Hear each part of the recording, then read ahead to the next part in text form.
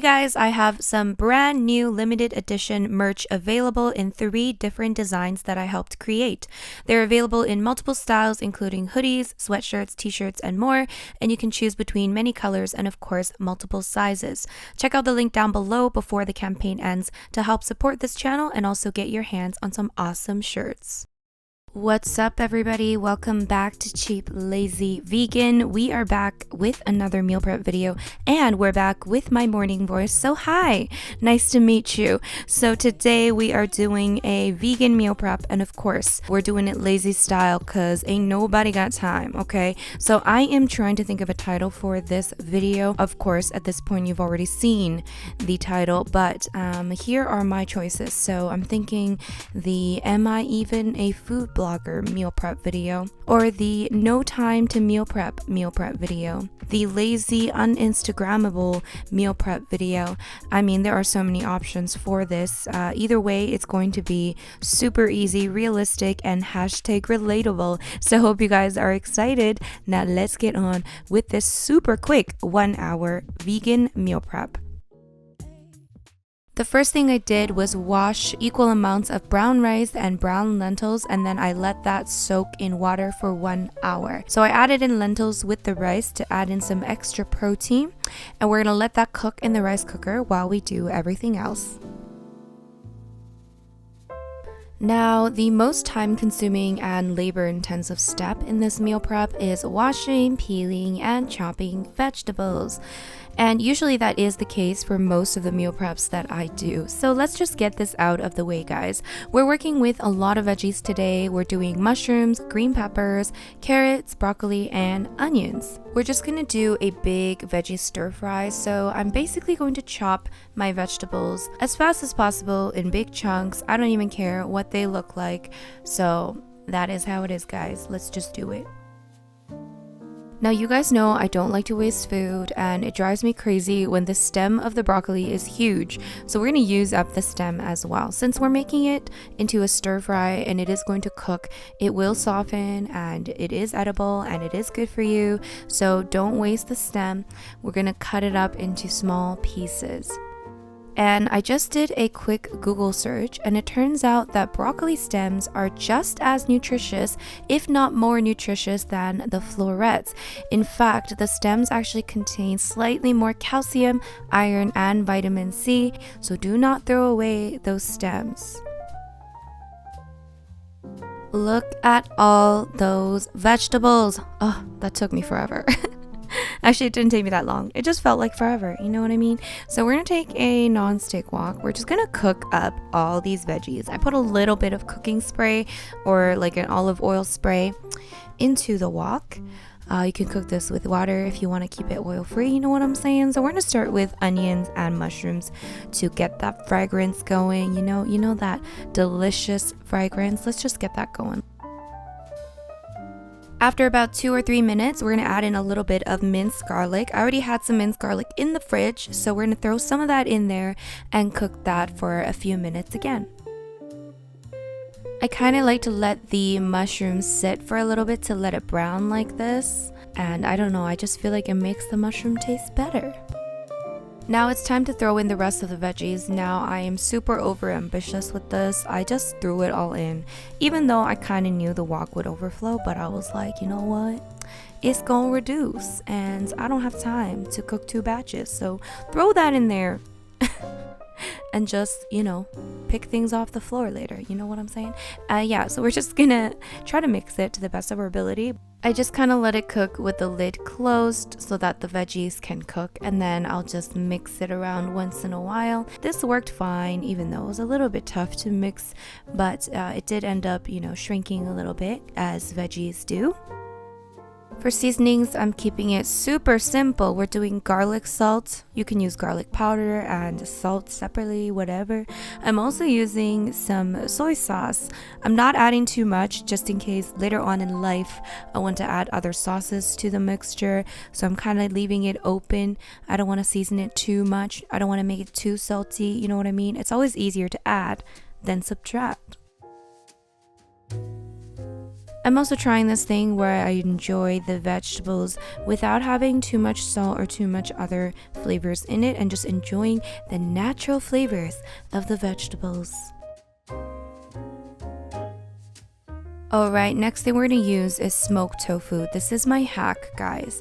We're chopping the smoked tofu, and the reason why smoked tofu is amazing is because you could just eat it just on its own. You don't have to do anything with it. So the cooking process is very, very, very simple.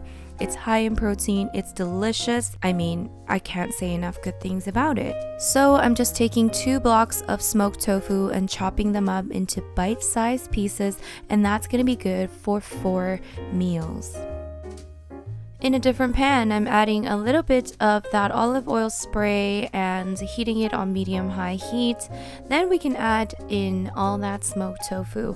Now I'm just going to cook it a little bit on each side just to brown it a little bit. But like I said, you don't really have to cook it because you can just eat it straight out of the packaging. How amazing!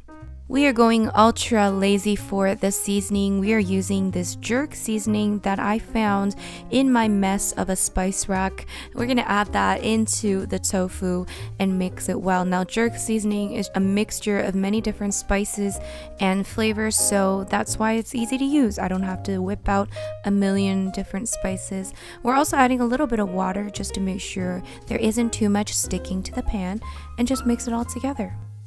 Once we've cooked that for just a few minutes, we're just going to put all that tofu on a different plate because we're going to use the same pan because we don't want to wash too many dishes. The next protein we're going to use are beans.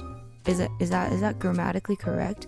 The next protein we're going to use are beans. Doesn't sound right. Anyways, we've got 4 servings of beans, okay, that were cooked, and they were sitting in my freezer for a very long time. I individually portion them out so that I can eat them in times of need, and then I decided to just throw it all into my meal prep because I used a lot of what I already had. So that's what I'm doing here. So I threw it all into that same frying pan, my friends. I didn't even wash it because homegirl does not have time for that. So we threw that in there, 4 servings of beans into the frying pan, and then I'm gonna season it with salsa. Told you this was lazy, right? I had, again, jar of salsa in my fridge. I was like, what am I gonna do with this? Let me just throw it into my food. Salsa, again, already has salt and probably a lot of sugar and some seasonings and stuff. Actually, I don't know. Does salsa have a lot of sugar? Let me know. I'm just adding a bit of garlic salt just to make things a bit more interesting. And if you have the time, you can throw in some thyme. You see what I did there? And since the beans were already cooked, this mixture took very little time. Okay, so that's pretty much done.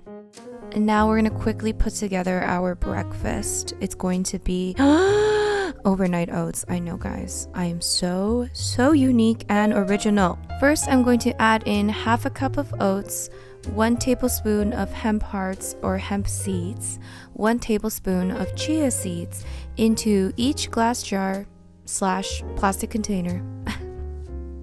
I'm going to also add in some powdered peanut butter. I'm just going to add 2 tablespoons into each mixture. And since we're using leftovers, we had some coconut milk in the fridge, guys.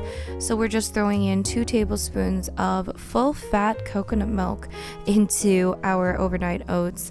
And then we are also going to throw in 1 cup of liquid per serving. So for some of them, I added soy milk, but I didn't have enough soy milk. So for the rest, I added in water. But basically, I just added in 1 cup of liquid with all the dry stuff, and of course the 2 tablespoons of coconut milk, which will also add some extra wetness. So after you add in all those ingredients, just make sure that everything is very well mixed together. I just mix everything with a spoon.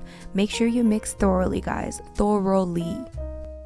And I also had some frozen berries in my freezer, so we're gonna throw in a few of those frozen berries in there.